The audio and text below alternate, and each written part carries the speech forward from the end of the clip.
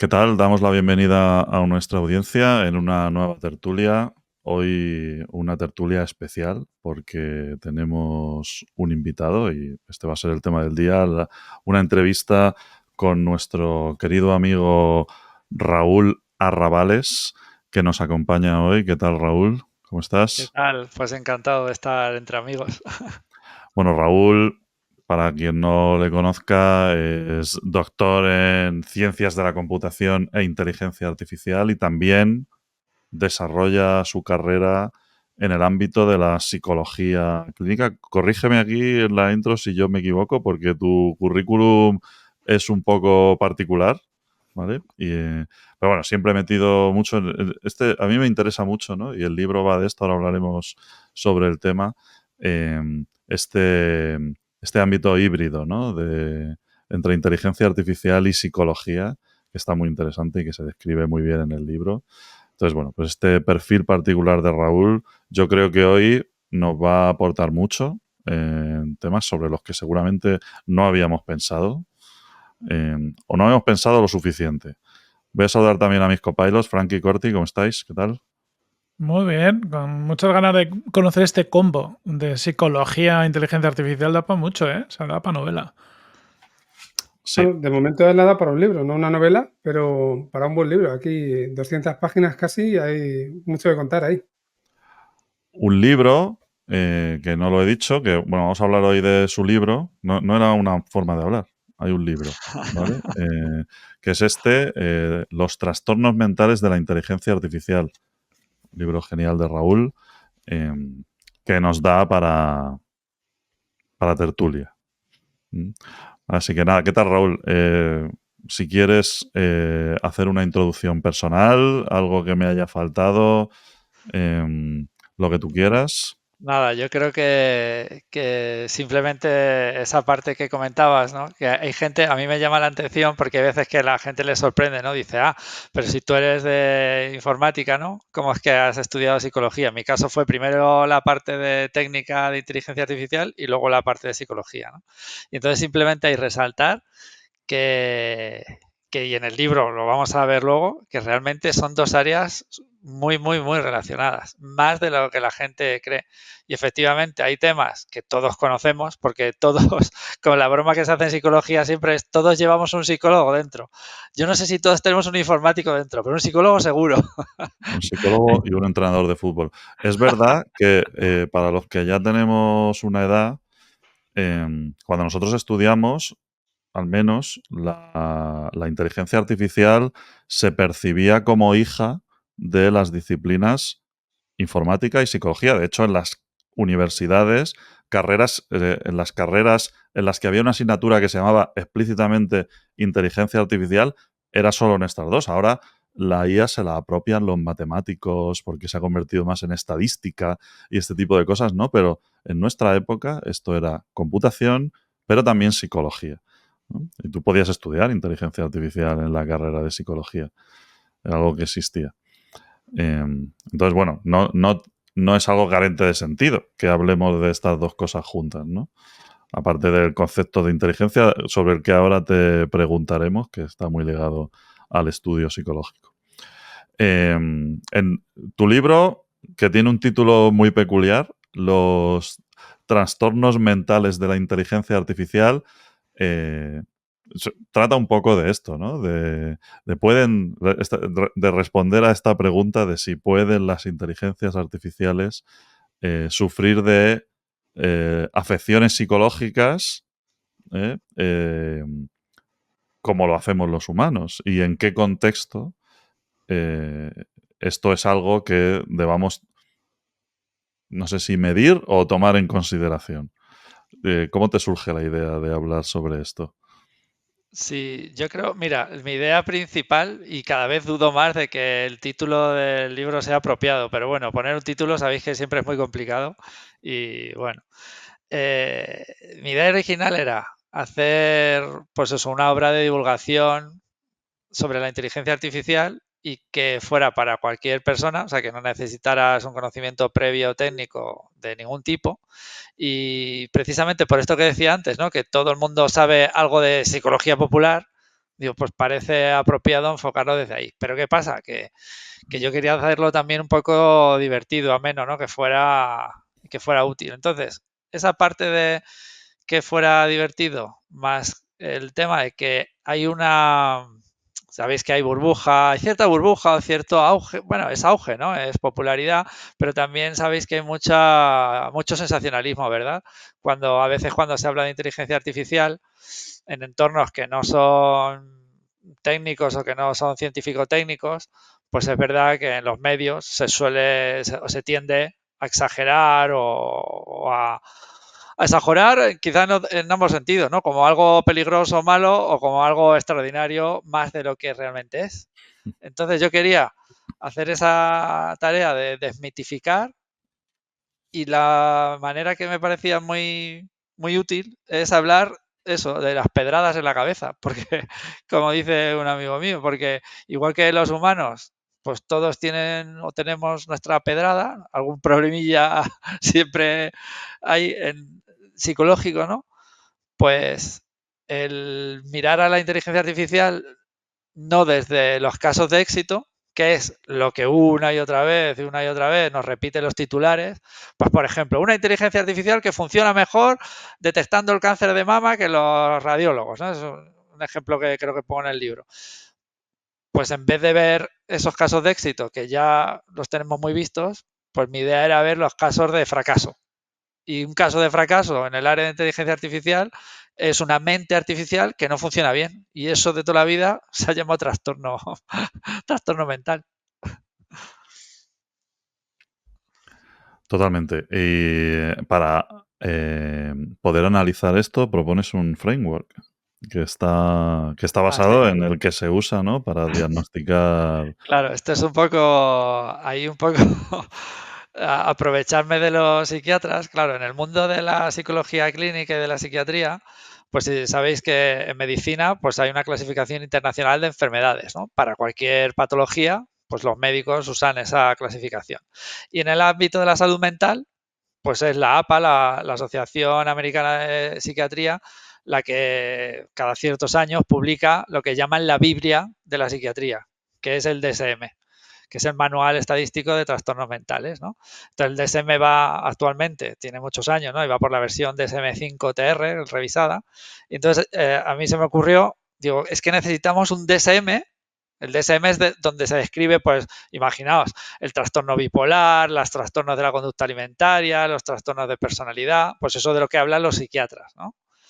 Entonces, yo decía, bueno, si tenemos que hablar de los trastornos mentales de las máquinas, pues necesitamos el DSM de las máquinas. Claro, pero el DSM original yo no lo podía usar porque está, obviamente, diseñado para humanos.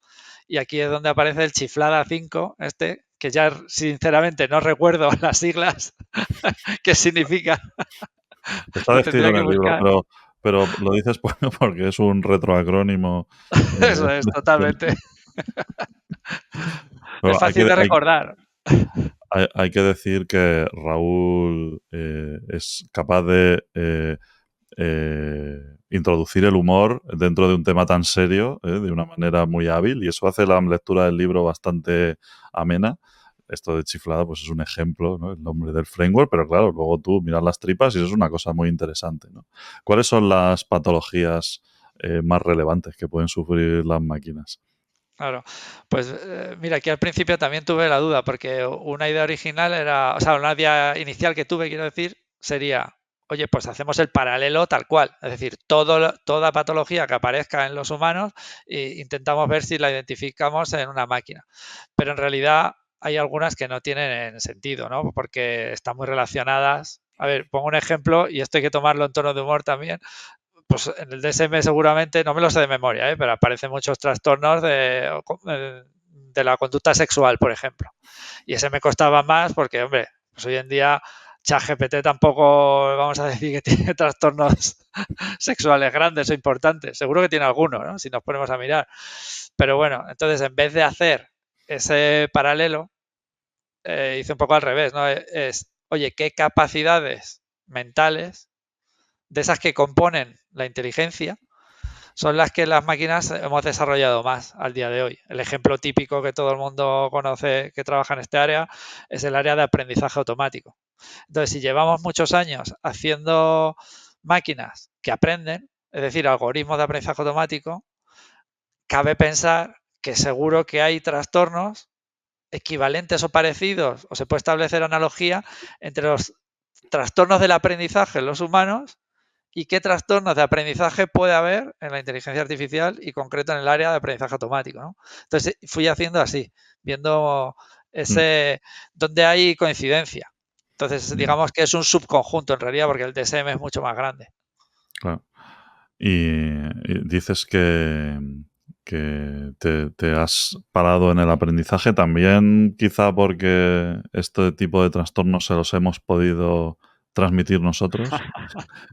Esa es otra reflexión que luego me di cuenta, claro, revisando el libro me di cuenta que hago mucho y es una idea principal del libro, que es la siguiente, tenemos muchas veces miedo, ¿no? De, oye, la inteligencia artificial puede ser un problema, ya sabéis, que si nos puede quitar el trabajo, que si se pueden hacer mala y querer conquistar el mundo, cosas así, ¿no? Pero en realidad, claro, el mayor riesgo son los padres. Y vuelvo a hacer la analogía, ¿no? La analogía está, cuando digo los padres o las madres, ¿no? Los papás y los mamás y las mamás de la IA, ¿quiénes son? Pues nosotros, los que están desarrollando esos sistemas. O sea, las máquinas pues podrán tener el nivel de autonomía que queramos, pero esa autonomía no funciona, no es aleatoria o no funciona de una forma totalmente inesperada. Esa autonomía va a funcionar sobre unas reglas que ha sido o bien aprendida o bien derivada de alguna forma de cómo se ha creado. ¿Por parte de quién? Pues de papá y mamá. Entonces, es verdad que ese aprendizaje, sabéis que en la naturaleza siempre se habla, ¿no? Esto de, siempre ha habido gran debate, ¿eh? En biología, en psicología, en medicina. Oye, ¿qué importa más? ¿La genética o el desarrollo? ¿No? Lo que en inglés dicen lo de nature versus nurture, ¿no? La crianza o lo que viene de fábrica. Y entonces en el libro también intento reflejar toda esa parte porque aunque no estamos hablando de seres biológicos, ¿vale? Estamos hablando del dominio del silicio, es inteligencia artificial, pero de alguna forma sí es nuestra descendencia a nivel cognitivo y a nivel de que es nuestra creación. O sea, no viene de la nada, no viene de otro planeta. La inteligencia artificial viene de nosotros. Y eso implica que cosas que el niño o la niña hagan mal, pues también hay que buscar un poco de culpa de los padres, ¿no? Digo yo. Total. Aparte, cuando hablamos de inteligencia artificial, ¿no? Estamos hablando ya de que utilizamos modelos, sistemas y demás que pueden, según los diseñes y se preparen, ¿no? Pues ya pueden contener sesgos o pueden contener historias. Están los datos de origen, que muchas veces también, ¿no? A ChatGPT y demás, que al final son todos estos modelos que aprenden de datos de Internet. Algo sexual tienen que tener si han aprendido de Internet o está muy bien filtrado, si no algo habrá. Y luego cada vez más estamos viendo, ¿no? Enfoques que generan datos sintéticos, ¿no? Para poder realizar más aprendizaje y demás. Por lo tanto, hay muchos sitios donde nosotros como padres de la invención le podemos transferir todo este tipo de trastornos, ¿no? Sí, está claro que ya estamos muy familiarizados con los sesgos que hay en los conjuntos de datos de entrenamiento, ¿no? Y eso es algo que siempre ha pasado en el ámbito del aprendizaje automático y de ahí vienen muchos problemas. ¿Qué ocurre? Que hay más sesgos de los cuales quizás no somos tan conscientes, porque el sesgo de datos ya está muy asimilado y ya todo el mundo sabe que hay un riesgo en que los datos estén desbalanceados, que tengan algún tipo de injusticia en ellos y eso se transfiera a cómo aprende el sistema. Pero claro, si vamos a un nivel más profundo, el propio diseño de una inteligencia artificial, hay tantas decisiones. Y eso es lo que la gente quizá no es consciente, ¿no? Y también al escribir el libro quería no solo hacer una introducción a qué es la inteligencia artificial, sino que se entienda un poco más. Claro, no es un libro técnico, no se habla de cómo se construye, pero sí de que hay muchas decisiones que tomar en la construcción de un sistema artificial. De igual forma, y el paralelismo vuelve a ser el mismo, ¿no? En la naturaleza hemos aparecido nuestra especie, ¿no? Los humanos, y para llegar a un ser humano no sabemos todavía cómo funciona, ¿no? Del todo, pero sabemos que se ha tomado muchas decisiones. Es decir, hay muchos caminos evolutivos que se han abandonado y otros caminos evolutivos que se han adoptado. Pues billones y billones o trillones de decisiones a lo largo del tiempo. Claro, cuando nosotros construimos una inteligencia artificial o cualquier proyecto que estamos nosotros en el día a día, cada reunión que tú tienes, cada reunión que tengo yo con un cliente, oye, ¿y esto cómo lo hacemos? O el consultor de turno decide, pues esto métele ahí un 8 o, o ponle aquí un random que no sabemos cómo esto va. Entonces, ese tipo de cosas son decisiones que van a ir a tener un impacto en la conducta del sistema artificial. Entonces, no hay sesgo solo por los datos, hay mucho sesgo de cómo funciona el sistema, de las decisiones que se han tomado durante su diseño y su construcción. Y no somos muchas veces conscientes. Y hay Una de las cosas. una... Perdona. No, perdona, di Frank, que estoy aquí monopolizando. La verdad es que tengo que decirte que el libro se lee súper rápido, te lo bebes y está muy bien contado y bueno, hay muchas cosas, ¿no?, de las que hablar. Me gusta esto que estás comentando de cómo en el fondo estás desmitificando, ¿no?, o estás aclarando cómo funcionan ciertas cosas para que la gente que a lo mejor no tiene tanta idea pues entienda un poco mejor cómo va, ¿no? Que todas las analogías que haces yo creo que en general son muy buenas. Y una de las cosas que me gustaba cuando lo leía, porque se habla muchas veces y ves en las noticias, la inteligencia artificial descubre no sé qué, la inteligencia artificial es capaz de no sé cuántos. Pero claro, parece que es una única inteligencia artificial que es capaz de abarcarlo todo, ¿no? Sin embargo, tú mismo cuentas, y creo bastante bien, que hay muchas inteligencias artificiales, algunas más complejas, que es hacia las que estamos yendo, de las que hablas mucho, otras más sencillas, que hacen cosas muy tontas, entre comillas, y hablas de cómo, en el fondo, hay o sea, la diferencia entre estas inteligencias artificiales pequeñitas y lo que nos gustaría llegar es que necesitamos que haya una serie de procesos, porque al final nosotros tenemos muchos procesos en la cabeza que están sincronizados, hablas de que están orquestados también, ¿no?, utilizando un término un poco más técnico, y qué es lo que nos falta, ¿no? O sea, estás desmitificando eso de que tenemos una inteligencia artificial muy próxima a general o a ser consciente y lo estás dejando en cosas más pequeñitas. Entonces, no sé si me gustaría que abundaras un poco más en ese tema, porque yo creo que lo cuentas tú mejor que yo y vas a ayudar a nuestra audiencia a comprenderlo. Sí, yo ahí creo, aquí varias cosas, ¿no? Porque, mira, si algo está claro, nadie se pone de acuerdo en la definición de inteligencia y si queréis luego hablamos de eso, pero Sí. mira, un enfoque pragmático de informático, esta sí que es informático, que es el divide y vencerás, ¿no? Que es un algoritmo clásico y es una forma de lidiar con la complejidad. No hay duda que la inteligencia es un fenómeno complejo, ¿no? Y es muy complejo. Entonces, con cualquier concepto que es muy complejo, pues viene bien hacer esa división, ¿no? Dividir en trozos o en componentes más comprensibles. Que luego viene el problema de ponerlos juntos otra vez, pero de momento nos ayuda, ¿no? Y ahí hay una cosa, esto es un tema mío que personalmente me irrita por algún motivo, que es cuando oigo entrevistas o están hablando de la inteligencia artificial o en reuniones de trabajo, ¿no? Y alguien dice, no, pero bueno, pero eso no es inteligencia artificial o eso no es inteligente. Y yo pensando, pero ¿cómo que no? Claro que sí, para mí sí. Claro, el problema que tengo yo con eso es que me cuesta mucho encontrar algo que no sea inteligente. Me pasa justo lo contrario. Porque, porque con la definición o con el concepto de inteligencia que yo tengo y el que se va trabajando en el libro, claro, y yo uso quizás esas analogías que parecen de broma, pero de verdad que son muy en serio, ¿no? Cuando pongo ese tipo de inteligencia que digo, esto es inteligencia mosquito, que es una forma de decir que es una inteligencia, que es un sistema basado en reglas fijas. Y claro, la gente tiende a pensar que un sistema basado en reglas fijas no es inteligente o no lo llaman inteligencia. Y para mí eso claro que es inteligente. ¿Por qué? Porque si tú tienes que resolver un problema y el problema es, yo qué sé, llevar a un tren o un avión a una velocidad de crucero específica y que despegue y que aterrice, y eso lo puedes hacer con reglas fijas, pues hazlo con reglas fijas porque es que es más seguro y es más controlado y la cosa funciona bien. Y si no funciona ya tendrás que meterte en otro fregado, ¿no? Pero el que haya sistemas que nos parecen, pues eso, como un mosquito, como una hormiga, como algo que para nosotros como humanos parece que es más insignificante porque no hablan de filosofía o porque no hacen ingeniería, bueno, ¿qué más da? Si hay que resolver un problema y lo resuelves, ¿no? Entonces, estamos, y volviendo a lo que tú preguntabas, ¿no? Ahora, ¿qué estamos viviendo? ¿Y cuál es el debate público, la sociedad, en la divulgación? Se está todo el rato hablando, o mucho, ¿no? De la inteligencia artificial general o de inteligencia artificial tipo humana. Y entonces la gente empieza a asociar que inteligencia artificial es solo esos sistemas que serían equivalentes a lo que hace un humano. Pero esto es un problema muy gordo, porque es que todo el mundo conocemos humanos que dicen, madre mía, pues es que este chico, esta chica, no. Quiero decir que hay mucha variabilidad en los humanos también.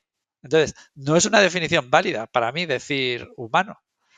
Porque un humano, yo qué sé, tú puedes decir, los humanos pueden correr 40 kilómetros por hora. Yo no. O los humanos pueden ver, pues no, yo sin gafas no. Entonces, al final la inteligencia es reduccionista decir que es algo que es una cosa que tienen los humanos. Perdóname, tendrías que decir nombre y apellidos de quién, en qué momento del día y cuándo tuvo esa inteligencia, para que eso yo me lo crea. Y hay Eso algo que sí. es tan personal y tan particular como una dolencia psicológica, ¿no? Es decir, Claro. eso en el caso de las personas, pues, como tú has dicho antes, todos tenemos nuestra pedrada y luego, además, también hay gente que tiene problemas muy graves y eso depende de cada persona.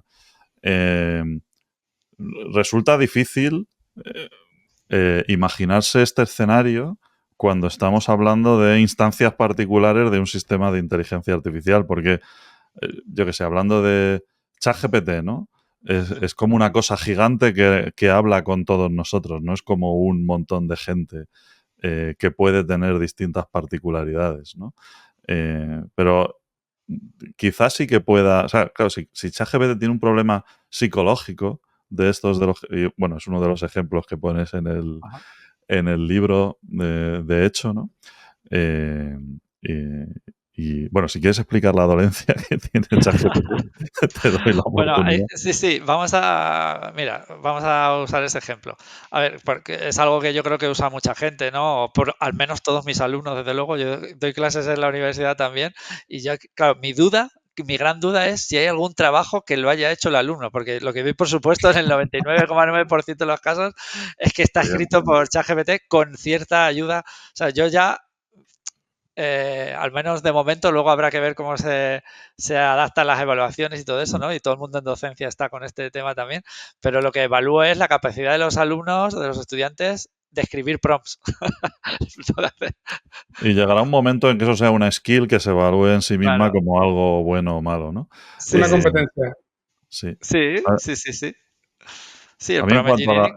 en cuanto a la dolencia de ChatGPT, a mí lo que me gusta es que hagas esa matización sobre este término de alucinación, ¿no? Ah, sí. Y, Sí, mira, claro, ¿qué pasa? Que la gente conoce, y si os movéis en el mundo, cualquiera que trabaje en el mundo de la IA generativa, ¿no? Y esté haciendo proyectos, el gran miedo cuando haces un sistema de IA generativa para una aplicación de negocio o para hacer los deberes, es que el bicho alucine. Yo lo llamo, no sé por qué, pero estoy acostumbrado por el libro, quizás. Yo creo que desde que he escrito el libro lo llamo bicho a la inteligencia artificial. Tanto hacer analogía entre lo biológico y lo artificial, y me he quedado con el nombre de terminología bicho. clínica, ¿no? Vamos. Y entonces, claro, el miedo que tenemos siempre es que el bicho, en este caso ChatGPT, tenga alucinaciones. Y esta es una terminología que viene del mundo de la informática, de la gente de IA, que lo llamó alucinación. Y claro, ¿qué pasa? En el mundo de la psicología clínica, de la psiquiatría, alucinación es otra cosa. A esto que le pasa a ChatGPT se llama delirio, normalmente en español. Delirioso. Delirio es eso, montarse una película en la cabeza, es una narrativa, es una forma de comprender el mundo con una narrativa distorsionada, diferente de la realidad que tienen otras personas. Eso es lo que es un delirio. Mientras que una alucinación está mucho más asociada a a los sentidos. Es decir, yo puedo tener alucinaciones visuales, alucinaciones auditivas, ¿no? Como ver cosas que realmente no están ahí, parecido a las ilusiones ópticas, pero a las alucinaciones ópticas sabemos que es una alucinación, no es algo que nuestro cerebro está creando para darle luego cierto significado. ¿Qué ocurre? Que los humanos, y muy típicamente la esquizofrenia, pues están muy unidos, ¿no? Una persona con esquizofrenia puede tener alucinaciones visuales y auditivas, puede oír voces y luego, a partir de esas voces que oye, montar una historia, una narrativa. Ah, pues es un clásico aquí, pues eso, es el diablo que me está hablando y me dice que como he sido mala persona, pues ahora me tengo que dar con la cabeza contra la pared. Yo qué sé. Algo así. Que lo digo de broma, pero claro, es un sufrimiento. No. Os imagináis vivir así, ¿no? Entonces, ¿qué pasa? Que moviéndonos o llevándonos al mundo artificial, lo que realmente le pasa a ChatGPT es eso. O le pasaba, todavía le sigue pasando, ¿eh? Yo esta semana pasada estoy haciendo algunos experimentos y todavía Es fácil. delira. ¿Y eso de delirar qué significa? Pues que tú le puedes preguntar algo. El otro día estaba con un grupo con una empresa de farmacéutica y les puse un ejemplo. Digo, mirad, porque ellos quieren usar ChatGPT para sus procesos internos, pues imaginaos para marketing, para comunicación, para generar artículos, contenidos. Entonces, con ellos en directo le pregunté a ChatGPT, oye, cuéntame cuáles son las características principales del nuevo fármaco de la empresa X llamado, y me inventé un nombre. Dije Neuro Power Plus 8. Y allí me contó que el Neuropower Plus 8 es una invención, es un nuevo medicamento ¿para qué era? Para el Alzheimer y que ya tiene unos resultados muy prometedores y tal. Y claro, yo te lees eso y tienes Alzheimer y dices, joder, si es que esto me voy a curar en 2 semanas tomándome el Neuroplus este. Pero entonces suena bien, es plausible, pero básicamente es falso, ¿no? Entonces el problema y esto, claro, desde el punto de vista, si lo analizamos con un manual de diagnóstico de enfermedad mental en la mano, es que eso es un delirio. Entonces está muy bien ponerle nombre. O sea, yo insisto, y aquí ya estoy defendiendo mi libro a saco, ¿no? Pero es que yo insisto, es que el enfoque de ponerle nombre a los trastornos que tiene la inteligencia artificial es muy útil para identificarlos y curarlos. Aquí esto es doble filo, ¿vale? Porque tengo que hacer aquí un paréntesis y explicar que en el mundo de la salud mental hay mucho debate y hay mucha controversia en torno a las etiquetas. Las etiquetas tienen cosas buenas y cosas malas. Los que tengáis niños, ya sabéis, oye, ¿es bueno que a mi niño le diga que tiene un trastorno de espectro autista o tiene un trastorno de déficit de atención? ¿Eso es bueno o malo? ¿Se sobrediagnostica? ¿Se infradiagnostica? ¿Se le pone una etiqueta al niño o a la niña y eso es peor o mejor? Entonces aquí hay mucho debate que creo que es mejor no entrar ahora porque estamos hablando de IA. Eso para otro podcast. Pero en el mundo de la IA, siendo pragmáticos, de momento nos viene bien, creo. Sí. Y poner el nombre adecuado, ¿no? Porque muchas veces los nombres se queda el primero, en este caso las alucinaciones, seguramente se queda el primero que alguien dijo en Twitter y esto va tan rápido que ya todo el mundo se subió a la ola. Mira, la generación Z, mi hija cuando ChatGPT le dice algo tal, dice, uy, este está de Lulu. Digo, mira, ese es el término adecuado. ¿Eh? O sea que lo van a solucionar. Qué bueno. Pero sí, es cierto. Y bueno, no es el único ejemplo que pones, el de ChatGPT. Este quizás sea el más pop, porque, claro, ¿quién no se ha relacionado con ChatGPT y ha sufrido de sus delirios? Vamos a hablar bien. Sí, sí. Pero bueno, tu libro contiene un catálogo de situaciones, además basadas en casos reales, casi todos, salvo un caso que extraes de la ciencia ficción, pero que viene muy al pelo, ¿no? Y está muy bien.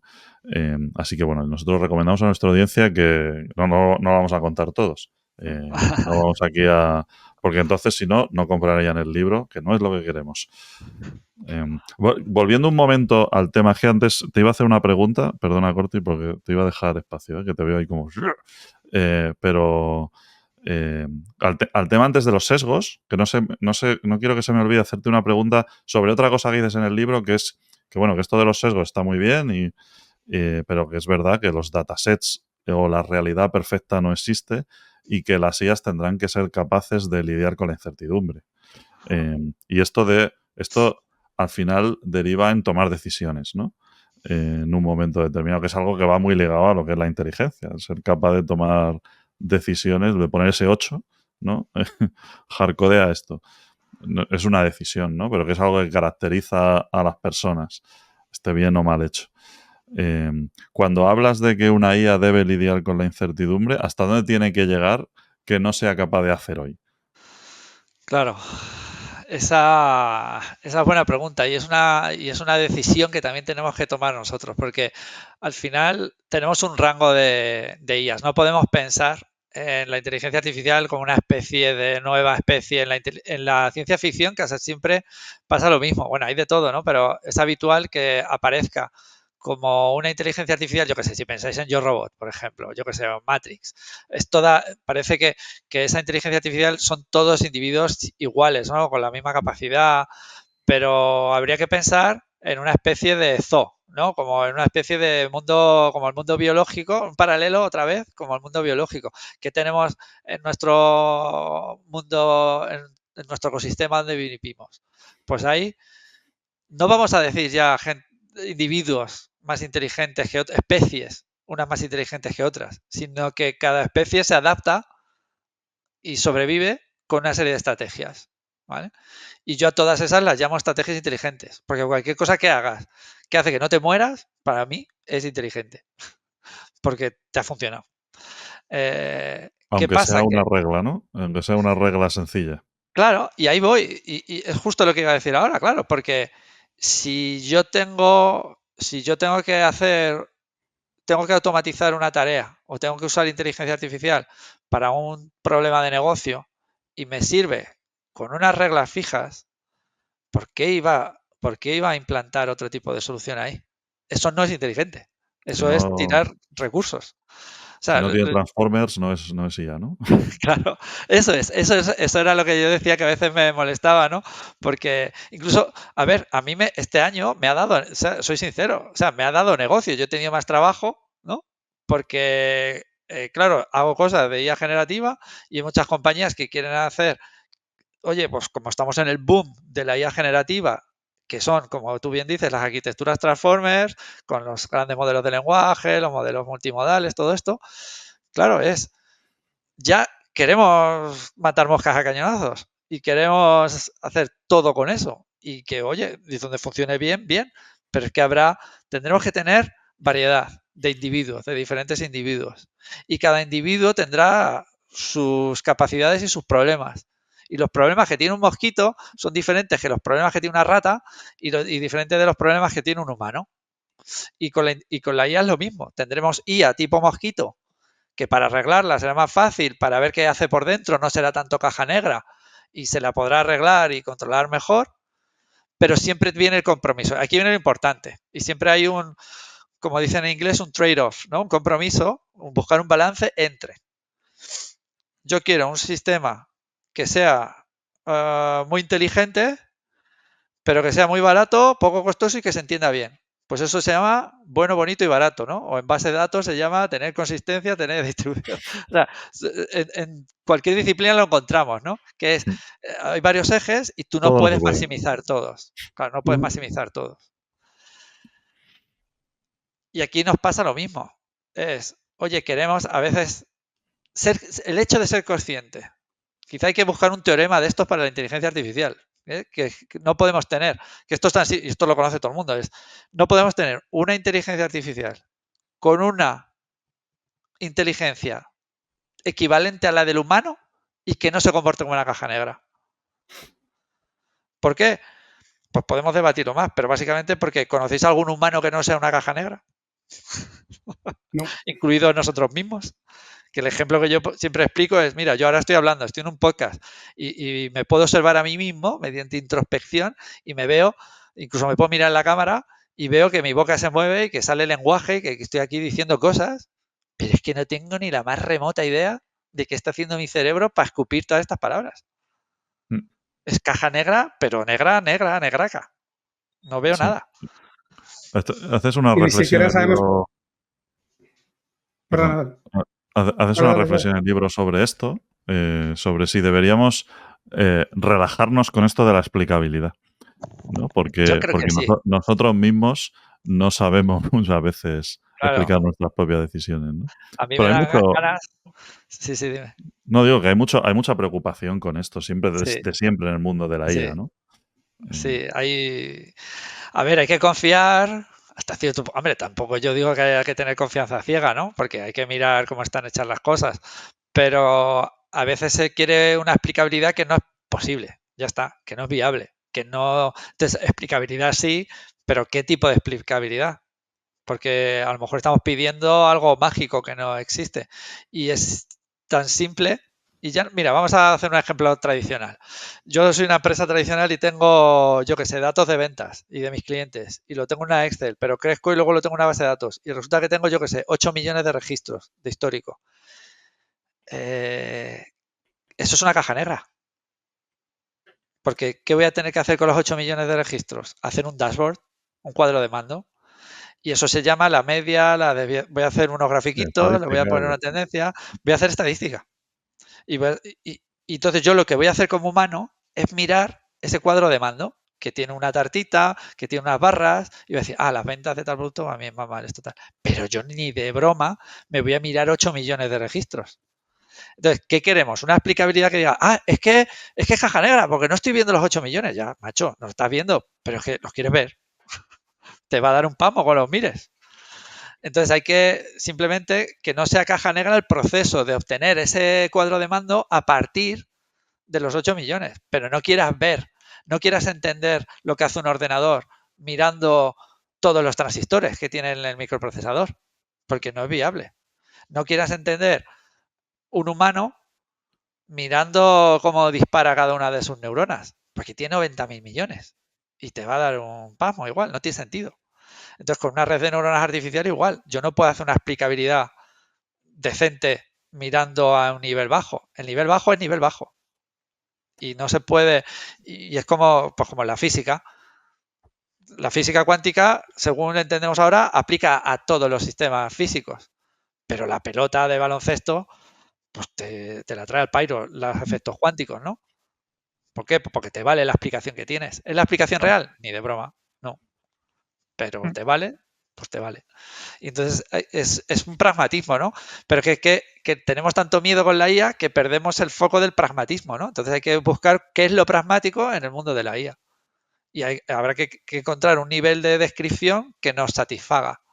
Y para entender el nivel de descripción que nos satisface, hay que ver cómo es el bicho. Para un bicho tipo mosquito, a mí me satisface mirar todas las reglas. Pero para un piloto, para el piloto, ¿cómo se dice? El autopilot, para un coche, para un vehículo autónomo, para mí no es un explicativo. ¿Cuál es? Ahí ya tengo mis dudas. Sí. O sea, ¿qué necesito ver yo para estar tranquilo y subirme al coche? Y decir, no me va a estallar, no me va a empotrar contra un muro. O Claro, va a porque atropellar a unos niños, o a Hitler o a una abuela, que es siempre el ejemplo que se pone. yo creo que muchas veces se confunden, que están muy interrelacionados los conceptos de explicabilidad y de trazabilidad. Porque, por ejemplo, cuando tú ves, hablando de IA generativa y cosas modernas, ¿no? Cuando tú ves el comportamiento de un agente típico con un algoritmo simple de React, por ejemplo, Sí. ¿no? No sabes, porque hay un LLM detrás, por qué ha obtenido cada una de las observaciones intermedias, pero sí sabes cuáles son esas observaciones. O sea, tienes una cierta traza del razonamiento del sistema, pero quizá eso es suficiente desde un punto de vista de trazabilidad, pues si hay un comportamiento que no es el esperado, o bueno, pues para tal, pero no tienes por qué llegar al grano finísimo del átomo, ¿no? O sea, que es una cosa ya que dices, ¿para qué quiero esto, no? Sí, ahí hay, mira, el cerebro, mira, si nuestra mente funciona parecido, porque quizá antes cuando he dicho el cerebro es como una caja negra y yo no sé en absoluto por qué digo lo que digo, hombre, alguna idea tengo, ¿no? ¿Y cómo lo hago? ¿Por qué? Y esto seguro que lo habéis oído si os gusta la neurociencia, ¿no? O alguien le habrá escuchado algo así, siempre hay una especialización hemisférica, ¿no? Y se dice, esto no es, a ver, esto tampoco Esto es un poco metafórico, pero para que nos entendamos. Es como que el hemisferio izquierdo es más analítico, tal, y el hemisferio derecho es más de las emociones y es más abstracto, tal. En definitiva, sea la parte del cerebro que sea, o sea, como se haga, lo que ocurre en nuestra mente es nuestro sistema nervioso resuelve problemas y los resuelve a la velocidad que las tiene que resolver para funcionar. Y luego nosotros encima, en plan, como una máquina virtual que tenemos, que pensamos con lenguaje, nos montamos una batalla. Y a esa batalla la llamamos explicación. Y tú te dices a ti mismo, claro, si yo lo dejé con mi novia porque es que ella no sé qué tal. Y te cuentas tu batalla, que luego si vas al psicólogo a lo mejor la cambias. Y dices, no, yo lo que me pasaba era hasta otra cosa. Pero que si no vas al psicólogo, pues tú con tu batalla, o un amigo, o alguien con, ¿no? El cerebro es una máquina de generar narrativas. O tiene una parte, nuestro cerebro tiene una parte que se dedica full time, tiempo completo, se dedica a generar narrativas y las va a generar. Y eso es una forma en la que nosotros solventamos el problema de caja negra. Pero claro, esa máquina que genera narrativas, observando tu conducta, no observando los microprocesadores, no observando las neuronas. Esa parte ve que has hecho algo y dice, esto lo has hecho porque estabas enfadado. Has contestado mal a tu amigo en una conversación porque ya te había tocado las narices con esto y entonces, claro, ya se te ha ido y esto ha sido la gota que colmaba el vaso. Y ese es tu modelo explicativo. Entonces, los humanos, por eso queremos modelos explicativos, porque estamos todo el día, nos calmamos dándonos explicaciones. Oye, ¿por qué me ha mirado mal el vecino? Pues hasta que no encuentres una explicación, te rayas. Y esa necesidad la llevamos a todo y nos la llevamos a la IA. Simplemente tenemos que ser conscientes, esto es un poco de psicoeducación, ser conscientes que queremos una explicación que nos satisfaga y tenemos que buscar un mecanismo que nos dé explicaciones que sean razonables y que estén ajustadas a la realidad. Y no nos queda más remedio que hacerlas mirando a la conducta, no mirando al sustrato que genera la conducta, porque eso es mucho más complicado. Eso es. Total. Todo esto, aparte, yo creo que conecta mucho con la cuestión que se comentabas antes, Raúl, ¿no? O sea, que pones en el libro también, que es la inteligencia, de qué está hecha la inteligencia. Al final, tradicionalmente, bueno, si quieres ya cuéntanos tú un poco cómo ves esto, pero una cosa que veo es que cuando hablamos a día de hoy muchas veces de comportamiento inteligente, como bien decías, muchas veces hacemos referencia a un comportamiento más parecido al humano, o al menos un comportamiento que en animales sería avanzado. Y cuando miramos en la naturaleza, nos encontramos que tanto nuestro cerebro como otros sistemas que puedan parecer inteligentes, pues como una colonia de hormigas, al final una sola no, pero cuando son muchas sí que tiene un comportamiento que parece inteligente, pero son comportamientos emergentes. Es decir, son muy complicados de definir, ¿no? Entonces yo creo, venimos acostumbrados a que históricamente todo lo que hemos hecho nosotros o han podido hacer las máquinas era una acción-reacción. O sea, porque al final, pues una fábrica es una acción-reacción, ¿no? Los ordenadores hasta ahora, que hagamos virguerías, siempre podías explicarlo todo. Si muevo el ratón aquí, haces no sé qué. Si clico a la X, se cierra. Es decir, siempre ha sido toda acción-reacción, pero cuando nos vamos a comportamientos que llamamos más inteligentes, que son emergentes, es imposible trazar, que yo creo que esto la gente no lo entiende, que es que tú no puedes trazar, pasan, como has dicho tú, hay 90.000 millones de neuronas interconectadas, no tienen ni pajolera idea por dónde pasa. Hay como un salto, estamos en un momento, ¿no?, en el que tenemos que pasar de lo concreto, que eran esas reglas, la inteligencia de mosquito, ¿no?, que es fácil de explicar, lo bueno que tiene son reglas, a algo totalmente abstracto que no vamos a ser capaces, como dices, de explicar nunca, seguramente. Claro, que también son reglas. Esto recuerdo una reunión que tuve hace muchos años, que trabajaba yo en consultoría y tuve y esto era con una telco, claro, le habíamos hecho unos algoritmos de recomendación de personalización de contenido en la web y claro, me decía el cliente, a ver, pero es que yo tengo que saber lo que va a hacer el algoritmo, me tenéis que dar, esto no puede ser una caja negra, me tenéis que dar las reglas. Me Y yo suena. le decía, te suena, ¿no? Bueno, a vosotros sonará mucho eso, sí. Y claro, yo le decía, a ver, esto es como el chiste, digo, que yo no es por no dártelas, que si tú las quieres, yo te las doy. Ahora, te va a llevar un tiempo leértelas. Porque también son reglas. Y cuando estamos hablando, yo qué sé, sale ahora, esta semana se dio el Llama 3.1, ¿no? ¿Y cuántos son? 305 billones de parámetros. No me acuerdo. Ya es astronómico, ¿no? Los que sean, ¿no? Pero billones o trillones de parámetros. Esos son, o sea, si yo me cojo el archivo con los valores, ahí están las reglas. Si las reglas están, tú te coges el transforme, te coges... Y eso son reglas. Claro. Pero no es útil mirarlas. Con lo cual necesitamos abstraer porque nuestra cabeza, si no, no lo comprende. Entonces volvemos a lo mismo, que tenemos que hacer ese salto de confianza a ver, no es un acto de fe, es simplemente comprender procesos que, como tú bien decías, los podemos llamar emergentes o los podemos llamar que simplemente son niveles de descripciones en diferentes... O sea, es que al final son diferentes realidades y se construyen. Pero mira, el concepto de máquina virtual en informática, los que somos informáticos entendemos muy bien el concepto de máquina virtual, ¿vale? Entonces yo tengo un sistema operativo, ¿vale? Pero es que puedo montar y tú puedes decir, no, pero ahí no hay un Linux de verdad, eso es la máquina virtual. Bueno, perdona, ¿está haciendo todo lo que hace un Linux? Sí, pues eso, pues el programa que vive ahí dentro es como Matrix, vive en Matrix. Se cree que está en un Linux. Entonces, claro, el riesgo es el riesgo Matrix, yo creo. El riesgo es que tú te crees que te empiecen a contar explicaciones por todos lados que son falsas y tú te las creas.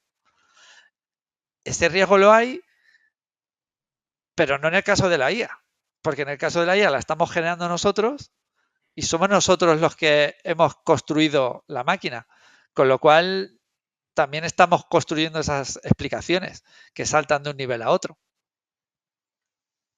No sé si os he dejado preocupados o... No, es o más tranquilos. Realmente, en el fondo, está claro que todo lo que hagamos, todo lo que haga la humanidad, lleva su impronta.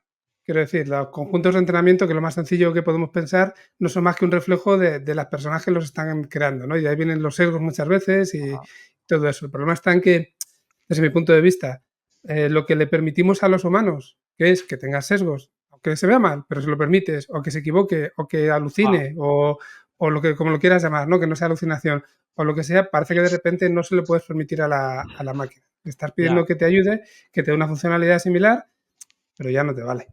Hay un estándar, le ponemos la barra, ¿no? El estándar mucho más alto a la IA que a nosotros, que no, sí. A ver, que quizás no está mal. Pensad en el dominio del vehículo autónomo. O sea, ¿cuántas personas mueren por accidente de tráfico al año en un país? Pues ya lo sabéis, son miles.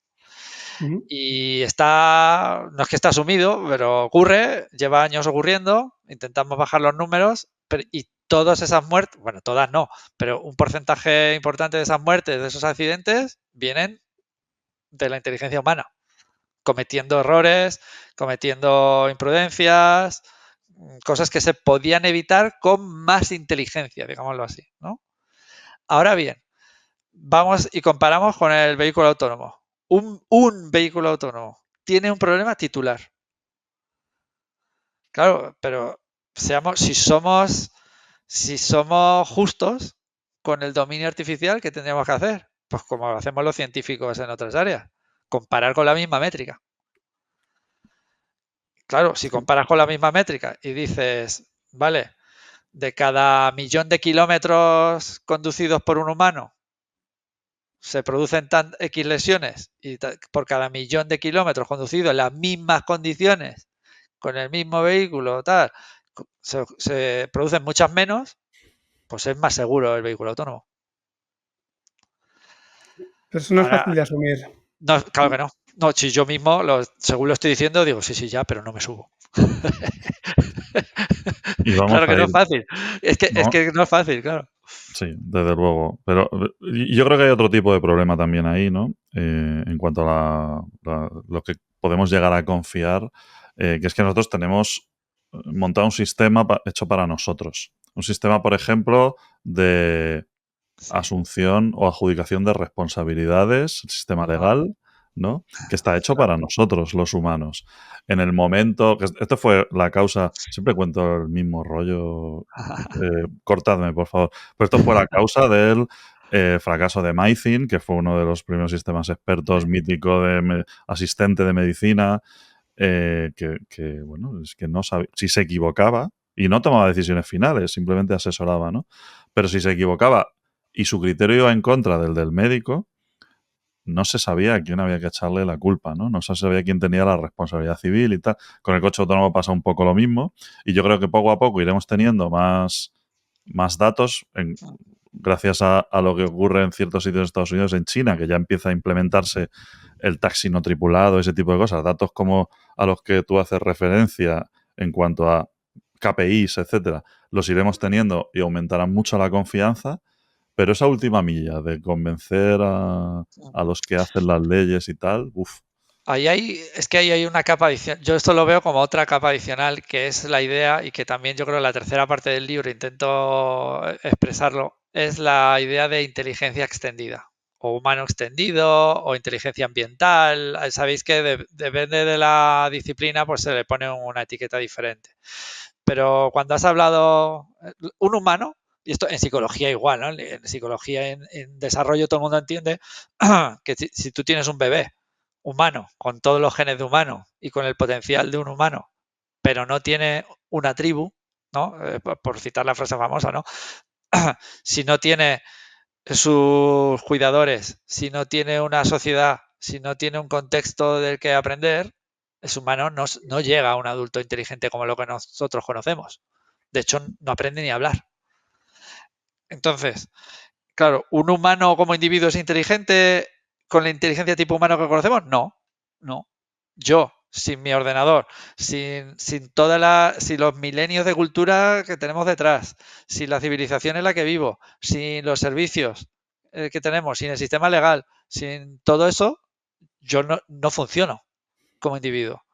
Entonces, en la IA ocurre lo mismo, con la particularidad de que la inteligencia extendida o la inteligencia ambiental en la que una IA, en la que un sistema artificial puede desenvolverse es el mismo que el nuestro.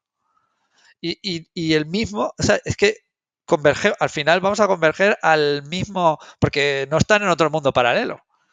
Muchas veces tendemos a hacer esa dicotomía, ¿no? A decir, no, es que un humano tiene su inteligencia y la máquina tiene la suya, que no, porque yo conduciendo mi coche ahora, volvemos al mismo ejemplo, y ahí se ve muy bien, no estamos pasando de conductores humanos a un vehículo autónomo. ¿A qué estamos pasando? Al nivel ¿cómo se llama? Nivel 1, 2, 3, 4, y todo el mundo tenemos ahora un frenado de emergencia, o tenemos un asistente de carril, o tenemos un aparcamiento automático.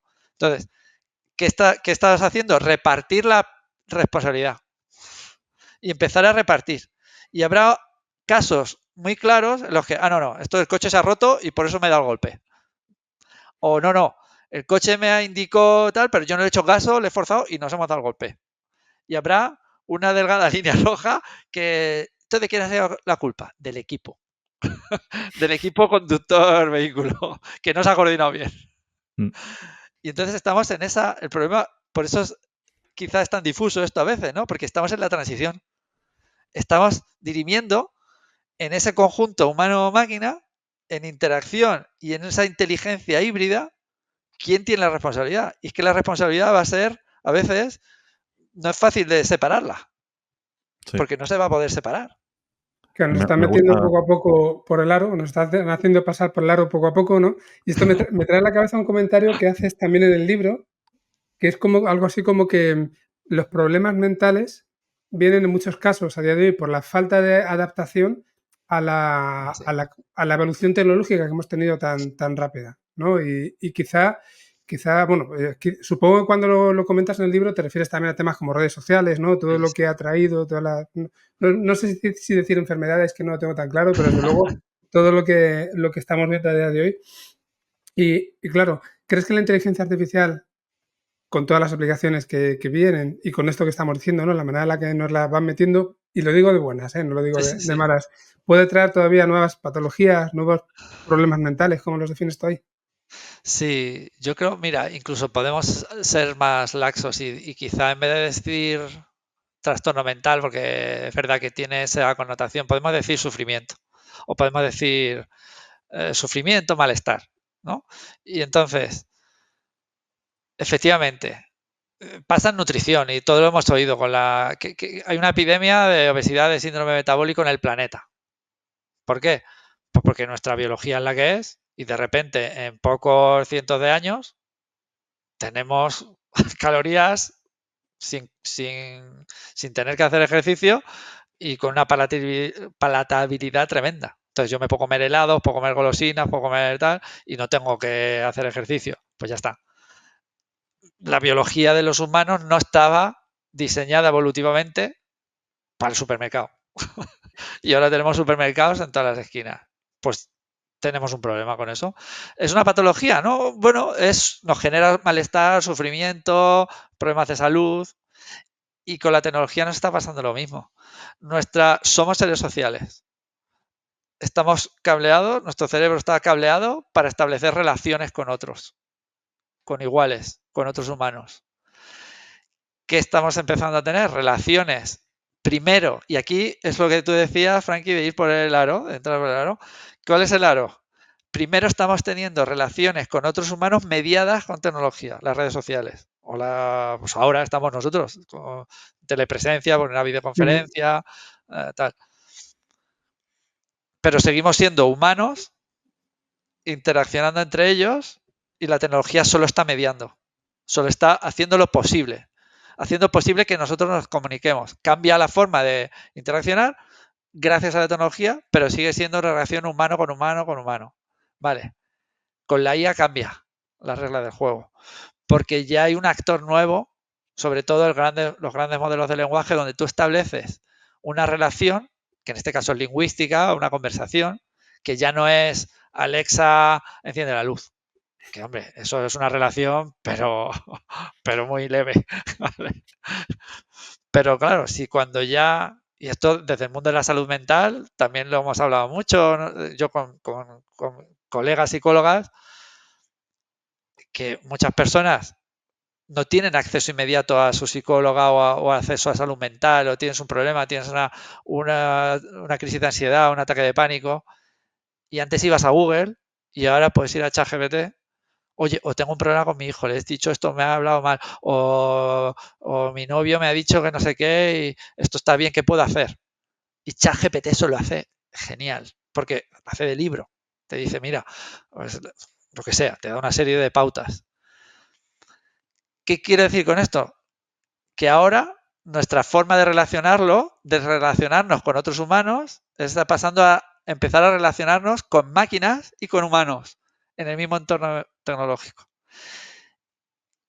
Y seguiremos moviéndonos y mientras cuando estas máquinas empiezan a adquirir más identidad, porque claro, ChatGPT ahora, si hablas, siempre le preguntas, ¿y tú cómo te llamas? ¿Y tú qué? ChatGPT está por este proceso de alineamiento que tiene hecho el modelo de instrucción, siempre te dice, no, yo no tengo emociones, yo no tengo opiniones propias, yo no. Claro, pero podemos construir una IA que sí que simule una identidad, unas emociones propias, aunque no las tenga, ¿eh? Yo no digo que las tenga, que las simule. Que simule unas emociones, que simule una identidad. Entonces yo puedo establecer una relación con un ente simulado tipo humano. Pues sí, en principio sí. Y puede llegar a ser indistinguible, esto es el test de Turing relacional, ¿no? Puede ser indistinguible esa relación que establezco con una máquina, porque vosotros no estáis aquí, yo estoy relacionándome ahora con tres ventanitas en un ordenador y con un audio. Y la tecnología que tenemos dentro de nada, puede generar esas caritas, puede generar la conversación y puede contestar. Sí, sí. Tendrá algún trastorno, que está en el libro también, pero... Sí, tal cual. Y me gusta que hayas sacado este tema de la relación que lo menciona mucho en el libro, ¿no? La relación entre humano-máquina, vamos a decir, ¿no? Como se decía en el Antiguamente, sí, diseño clásico de interfaces, pues claro, que esa relación tiende a una hibridación cada vez más cercana y quizá... Y este enfoque transhumanista, ¿no? Sí. Que llegará un momento en el que nosotros le daremos algo a la IA nos dará algo a nosotros y emergerá una cosa nueva.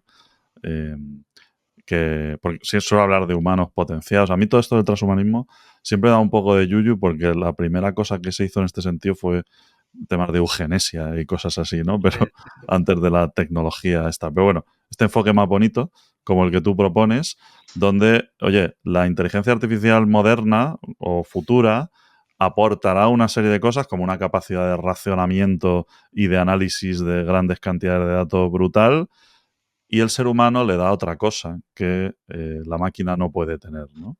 Este enfoque a mí me parece muy bonito, el enfoque que tú propones de hibridación y que cada uno aporta por un lado para crear algo mejor. Sí, al final son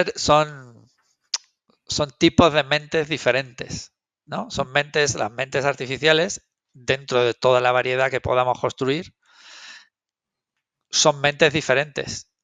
Y es verdad que intentamos que tengan capacidades como las que tenemos nosotros, es decir, la capacidad de aprender, de prestar atención, de generar, producir lenguaje, comprender lenguaje, etcétera, pero siempre van a ser diferentes. Ahora bien, es en la relación que establecemos con ellas donde emergen, y otra vez hay un proceso de emergencia, ¿no? Donde aparecen conceptos como identidad, como, pues eso, vínculo. Y aquí la gran cuestión y el gran problema, que ya es más que científico, es hoy por hoy todavía filosófico, ¿no? Es mucho de la filosofía de la mente, y es esta parte de la conciencia, ¿no? De, oye, yo sé que como humano lo que experimento emocionalmente lo experimento y es real, tengo una vida interior, tengo una experiencia subjetiva, es decir, puedo tener malestar o puedo tener alegría y la siento. Ahora, la máquina, hoy por hoy, lo que sabemos es que puede simular. Entonces podemos hacer un chatbot que diga, uy, estoy súper contento, guay, genial. Pero asumimos que no está sintiendo en absoluto nada. No tiene esa componente, esa dimensión consciente, no la tiene. Si la van a tener o no en el futuro, no sé. Yo hice la tesis doctoral, no sé si os acordáis, la hice sobre conciencia artificial, sigo sin saberlo. Habrá que hacer otra tesis, no sé, pero no me quedó nada claro. Sigo sin tener una opinión con respecto a eso, pero da igual. El tema es, con este enfoque de hibridación, si yo... Claro, es que mi identidad tampoco es mía, no la genero solo mi cerebro.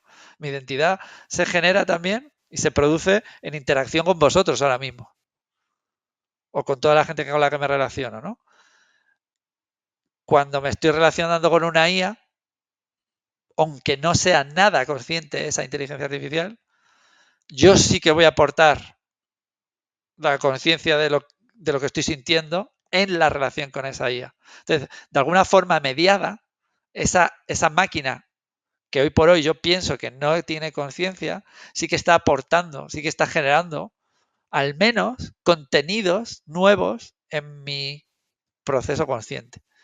Y en ese sentido, que no es mágico ni esotérico ni nada, es simplemente que me aporta otros contenidos, pues estamos construyendo una especie de transhumanos, bueno, o humano extendido, como lo queramos llamar. O sea, al final la duda que tenemos es si nos va a ser a través de un implante que nos meta tipo este de Elon Musk, ¿cómo se llama? El Neuralink. Neuralink. Si va a ser Neuralink o si va a ser sin Neuralink, con gafitas y ya está. Yo prefiero que sin bisturí, pero... Hay una parte en todo esto, ¿no? Hablas de cómo nos relacionamos con una IA y en el fondo hay una cierta parte de que nos relacionamos de una forma u otra en función, con una IA, con un ser o con cualquier cosa, en función de si consideramos que tiene conciencia o no. Que esto nos ha pasado, alguna vez lo hemos hablado en la tertulia también, incluso con los animales, ¿no? Desde que asumimos más recientemente que hay muchos animales que sí son conscientes, empieza a haber un fenómeno, ¿no? De cómo les protegemos, cómo cuidamos versus a cómo se hace un tiempo.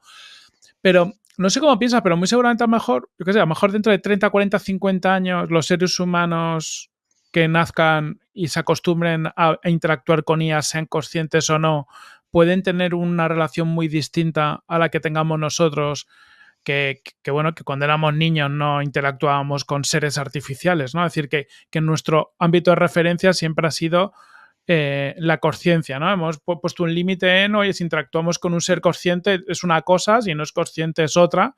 ¿Esto se puede perder con el tiempo? Yo creo que sí, porque se puede dejar de poner esa frontera tan nítida, porque realmente, además en el marco temporal que me planteas, ¿no? Es como 40, 50 años. A ver, nunca se sabe, ¿no? Pero si seguimos aquí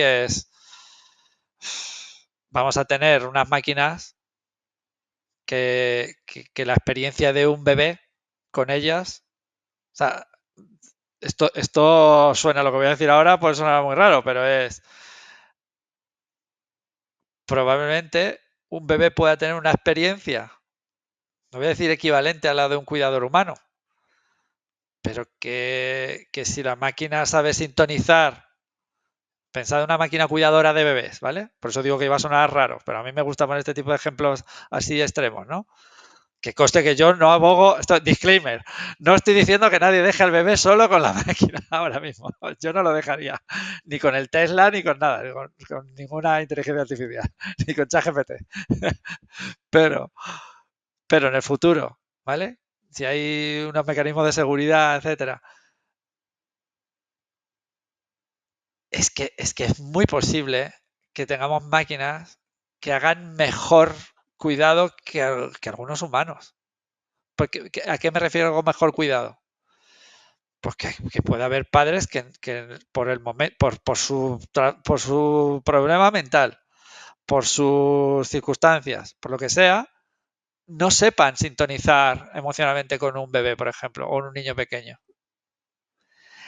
Y una máquina diseñada para hacerlo lo va a hacer mejor. De igual forma que hoy en día una máquina juega al ajedrez mejor que cualquier humano, porque tú has diseñado esa máquina para jugar al ajedrez. ¿Qué pasa? Que efectivamente hay una distancia grande entre resolver un problema como jugar al ajedrez o conducir un vehículo a cuidar a un bebé. Por eso pongo el ejemplo que es muy delicado, ¿no? Cuidar un bebé, cuidar un niño. Digo cuidar y no digo criarle entero, ¿vale?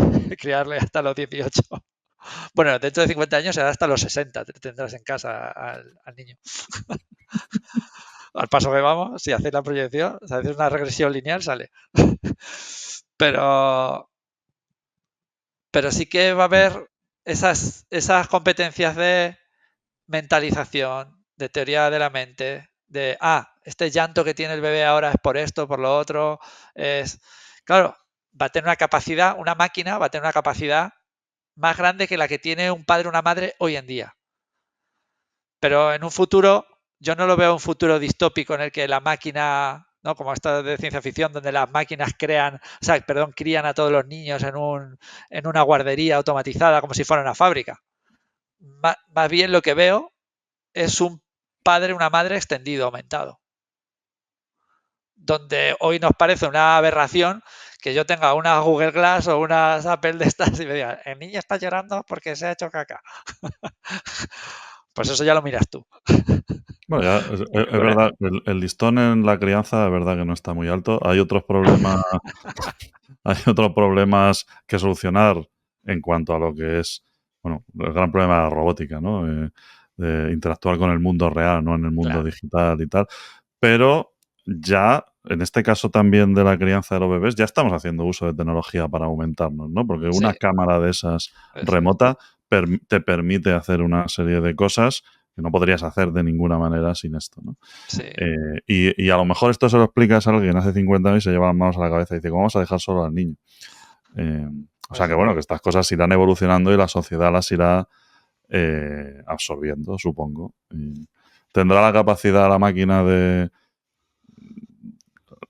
ser autónoma, ¿no? Con el bebé para determinado tipo de tareas, o de tirarle el tranchete. Bueno, es que no sé si habéis visto el tranchete en la cabeza del niño. Que parece ser que si tiras al niño un tranchete en la cabeza, deja de llorar. Ese es el truco de ahora. Para haberlo sabido. Ojalá lo hubiera sabido, sí. Ya tarde. Yo se lo voy a tirar a mi hijo de 17 años, voy a tener un tranchetera cuando le vea. A ver qué pasa. A ver Pero dónde acaba el claro, planchete. pero claro, evidentemente hay una serie de retos, pero si se superan, es decir, si existe la capacidad, de manera natural usaremos la tecnología para mejorarnos la vida. Claro, y aquí entran la serie de decisiones de diseño de las que estábamos hablando antes. O sea, aquí tenemos nosotros el control, porque a veces tenemos una narrativa y pensamos en esto como que las máquinas van a venir y van a hacer no sé qué. Es que las máquinas no tienen ninguna intención de nada. No hay ninguna máquina que quiera venir aquí a cuidar niños. O sea, a 2024 no hay máquinas ahí elucubrando y haciendo un contubernio. No, dentro de unos años vamos a cuidar nosotros a todos los niños. No, somos nosotros, los humanos, los que quizás diseñemos máquinas que nos ayuden en tareas como asistirnos con la crianza o con la educación de los más pequeños. Y entonces somos nosotros los que vamos a decidir cómo lo hacemos y qué responsabilidades se toman. Ya hemos decidido, a fecha de hoy, hemos decidido que está bien que el niño se quede o la niña en una cuna y le pongamos una videocámara y tengamos una telepresencia desde el salón. Eso nos parece razonable a casi todo el mundo hoy en día. ¿Por qué? Porque lo hemos decidido así y la cultura va evolucionando. Entonces, que no nos quedemos con la idea de que las máquinas o la inteligencia artificial tiene una agencia, una decisión, una agenda propia. No, la agenda es la nuestra. Y luego nosotros tomamos la decisión para que esa agenda que ponemos en práctica sea saludable. Y ahí están las decisiones de, oye, está bien que el niño con 11 años tenga redes sociales y pase 6 horas al día haciendo doom scrolling. Pues esto es una decisión que tenemos que tomar los humanos adultos. Que decimos, sí, eso está bien. Pues genial, pues los metemos a todos en una granja con pantallas y los aparcamos allí. Y Eso es mejor que el tranchete todavía. Pero El bueno, problema es también, que también no es es que verdad. digamos que está bien o no está bien. El problema es que muchas veces la respuesta es, si con eso me deja en paz, Claro, ¿sabes? el cortoplacismo. Eso es. Pero bueno, aquí es verdad que cuando hablas de agencia o de si tiene su propia intención, ¿no? También nos podríamos ir al tema de la consciencia, que evidentemente las máquinas hoy en día no la tienen, ni bueno, ni hay visos de que la puedan tener, pues una cosa que construimos nosotros, esto es muy difícil que ocurra, ¿no? Pero sí que haces una diferenciación con la conciencia, ¿no? Y con los valores morales codificados y el comportamiento. En un ejemplo tan extremo como el del cuidado de los niños, esto aplica a todo, ¿no? Pero en un ejemplo tan extremo como esto cobra ya una importancia capital, ¿no? El hecho de que la máquina tome decisiones o deje de tomarlas en base a una serie de preceptos que nosotros más o menos tenemos interiorizados y respetamos, bueno, también según el caso, ¿no? Pero todo este sobreentrenamiento que se hace, por ejemplo, con los LLMs, con feedback humano, va un poco orientado a esto, ¿verdad? El tema de codificar una conciencia. Claro, yo más que eso yo lo veo, bueno, en el libro lo llamo domesticar, si no recuerdo mal, ¿no? Lo digo como es una forma de domesticar al bicho, porque al final, claro, nosotros somos capaces de construir una máquina que aprenda. Cuando la máquina sabe comprender el lenguaje y generar el lenguaje y la dejamos que aprenda lo que sea, pues ya sabemos lo que ocurre. Pues como con los niños, va a aprender cosas buenas y cosas malas. Va a aprender todo. ¿Qué son los grandes modelos de lenguaje que tenemos desde hace relativamente poco tiempo? Pues esas máquinas que aprenden de todo. ¿Por qué aparece ese proceso de alineamiento con el feedback humano o las técnicas que sean? Porque tú necesitas poner en producción, ¿no? O dar un servicio que sea una máquina domesticada. Y ese es el proceso, a eso es lo que me refería con las decisiones de los humanos. ¿Quién tiene ahí la agencia? ¿Quién tiene ahí? Pues la compañía que está haciendo eso. En el caso de ChatGPT es OpenAI el que decide cómo se alinea. Entonces tenemos una máquina que está domesticada para ser políticamente correcta.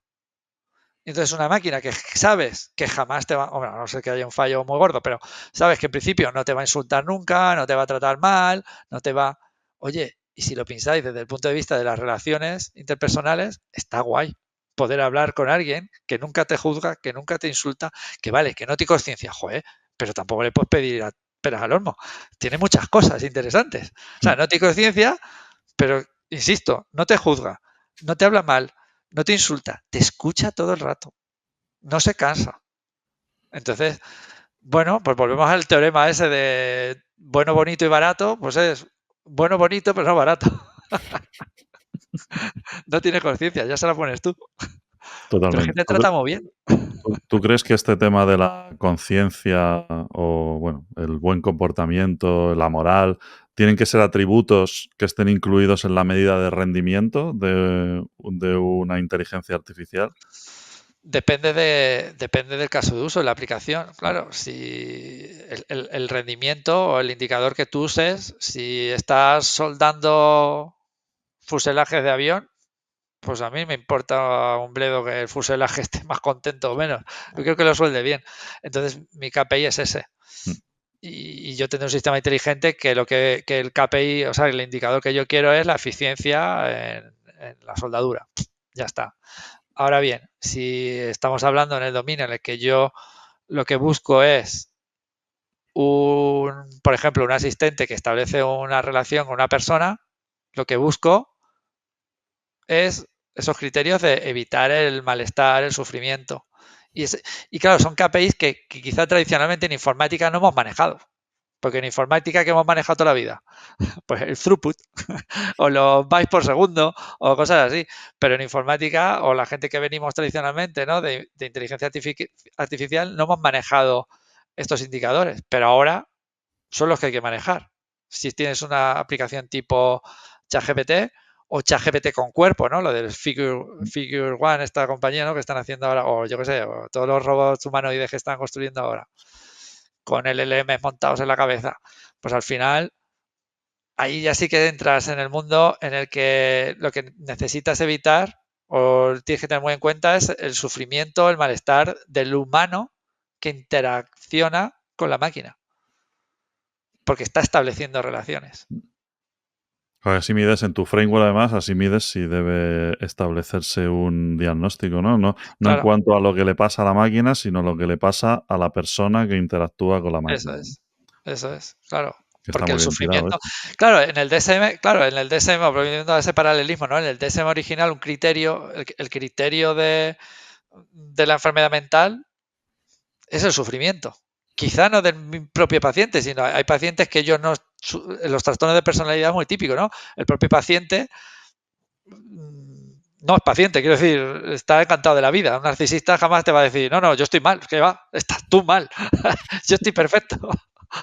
Pero genera un sufrimiento en su círculo. Entorno, ¿no? Entonces, el criterio del sufrimiento es el KPI que se maneja en salud mental, claro. El malestar y el sufrimiento. Sí, sí. Totalmente.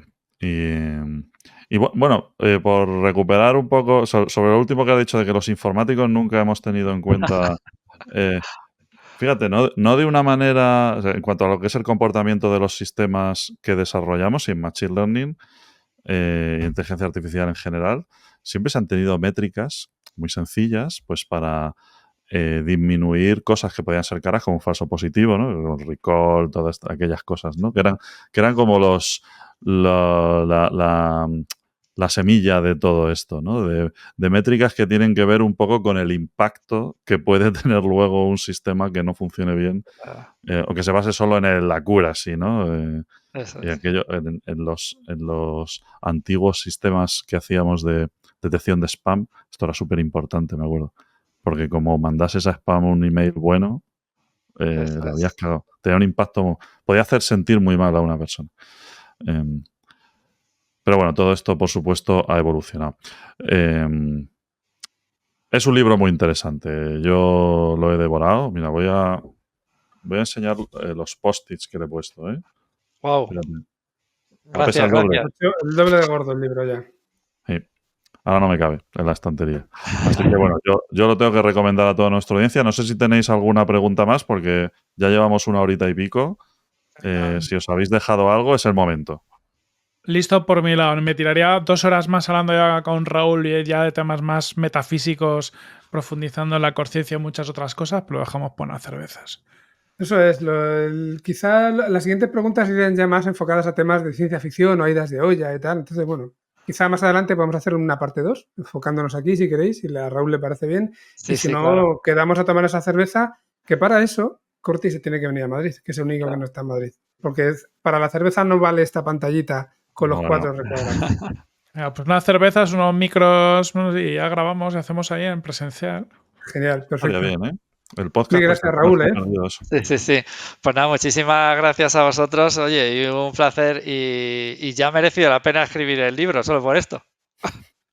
Vamos, Ahora te toca escribir para que lo otro para la leyéramos. siguiente. Ahora hay que escribir otro, Raúl. Estoy con otro, estoy con otro. Estoy escribiendo otro, que este es un encargo de una editorial que es justo enfocado solo en las relaciones afectivas entre humanos e IA. Temazo. Qué bien suena eso, sí, señor. Sí. Pues ¿Para nada, cuándo? ¿Para cuándo esperas tenerlo? Tengo que entregar a la editora en septiembre y sale en enero del 25. feliz verano. Gracias. Pásalo muy Le bien. meteremos presión para que podamos Veo ahí que me has hacer programas entendido. más. Muy bien, Muy Raúl. bien. Pues nada, muchas gracias. Estás invitado a la tertulia cuando quieras, no para entrevistas, sino para tertuliar si un día te apetece. Sí, Nosotros sí. andamos por aquí y si no, pues ya nos veremos en esas cervecitas. Y a nuestra audiencia, pues gracias por seguirnos un día más en estas fechas tan señaladas y dentro de poco volveremos con la tertulia regular. Un abrazo a todos y feliz verano.